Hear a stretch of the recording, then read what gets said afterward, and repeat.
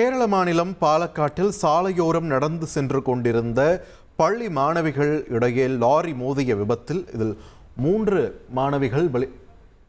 மாணவிகள் பலியாகி இருக்கிறார்கள். ஒரு மாணவி படுகாயமடைந்திருக்கிறார். இது தொடர்பான முக்கிய செய்தியை பார்த்து வருகிறோம். செய்திகளை உடனுக்குடன் தெரிந்து கொள்ள உடனே சப்ஸ்கிரைப் பண்ணுங்க.